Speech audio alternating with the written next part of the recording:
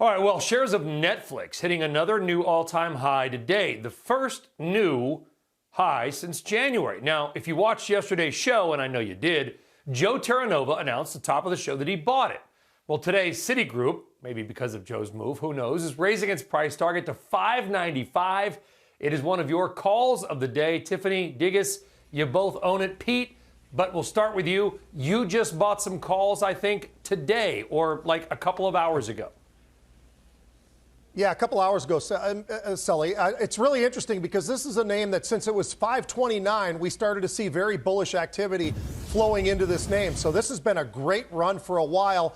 Those expired. Now, all of a sudden, today we get this buyer of the 600 strike calls. I jumped on those calls. It's got to make a move in a very short period of time, but that's what Netflix does. It moves very rapidly. So I'd rather be in the calls right now just because I know the performance in the last couple of weeks has been absolutely incredible. I think if you're ultra long term, sure, I think there is more because of the pricing power, but I really do want to continue to follow along with these options. They have been dead on, Sully, for the last couple of weeks as the stock has been making this unbelievable rise.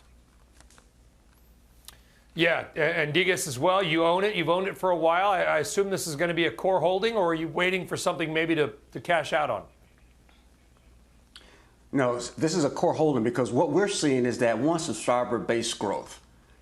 Also, something that a lot of the other competitors may not have is the content providing. So they can provide content. And lastly, the international growth. That is very strong, particularly in Asia Pacific. So we see this as a great opportunity. Netflix has been underperforming our expectations, but now we're seeing it go to the upside. So this is definitely one that we will hold. Hey, Sully, yeah, Tiff, your quick take on Netflix. Really quickly? Yep. To Diggis's point, so streaming in terms of runway, streaming penetration worldwide is 26%, and Netflix only has 7% of that. So there's so much runway for them to grow. And there are over 800,000 paid TV subscribers, households in the country. And then, of course, their investment in gaming. And they have this edge where, again, their content, they can make games off of that. They have a built-in audience, and they don't have to charge a separate fee for in-app gaming as well.